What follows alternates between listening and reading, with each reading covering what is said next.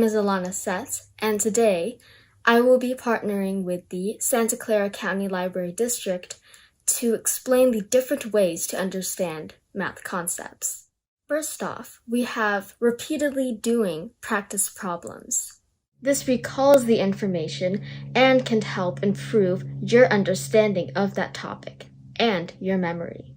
And yes, going over the examples and definitions is needed, but what is really going to get you to comprehend and retain the information concerning the general idea is by doing practice problems on your own. The more you do them over and over again, well, this may actually come off in a scary way, but the more it will be drilled into your head, and the faster it will be to see a similar question and just snap, be able to get through all of the steps just like that.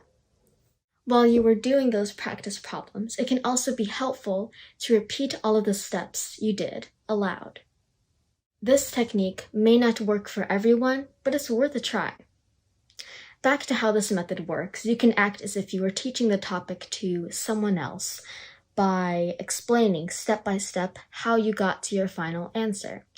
To teach someone, you need to have at least somewhat of a good grasp of what the concept is or what's it about. And by teaching another person or just acting like you are will help you develop an even deeper understanding. Moving on to what you can do in class, ask questions.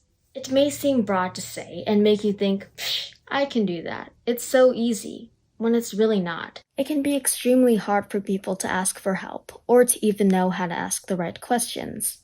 And when I mean asking the right questions, I mean asking a question that will actually get them the answer to what they are confused about, not whatever is considered a wrong question. A wrong question is asking no questions at all. So please ask questions. Asking questions does no harm. It is definitely easier said than done, but don't feel embarrassed to not understand something. When you don't understand, ask for help because it really is the only way you can, understand. If you find that there is no time during class to ask questions, try talking about setting up a meeting with your teacher before school starts, during lunch, or after school to go over what you are confused on.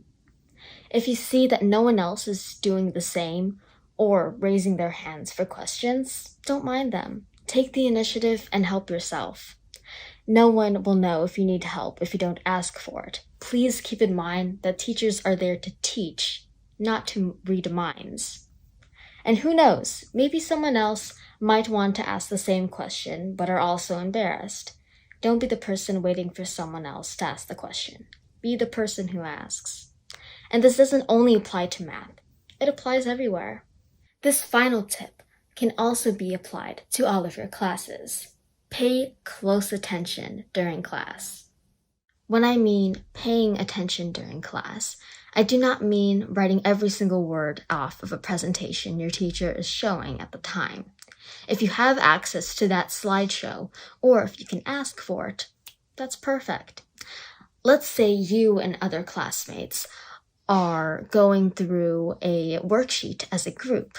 One of them asks a question, and your teacher calls up everybody's attention. Pay close attention. They could be going over a little shortcut for remembering a certain formula. Keep a mental note or jot it down in your notebook. Or just be making a clarification about the assignment. Either way, pay close attention. It's very important.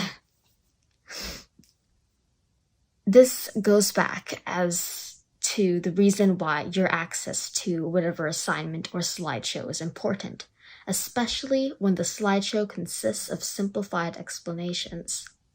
You can easily look back at the presentation later in your own time, but what is being said by your teacher at that moment, cannot be recorded or documented, so just be aware and alert of those situations when they do and will occur. To recap all of the different ways and tricks said in the video to help you study for your next math test or discover new ways to get the big picture of a topic, we have 1. Doing practice problems, 2. Repeating steps aloud, 3, asking questions or asking for help. And 4, paying close attention in class. Well, that's it for the video. Again, I am very grateful to be given this opportunity by the Santa Clara Library District to share my thoughts and own personal ways of learning on this platform. Thank you and goodbye.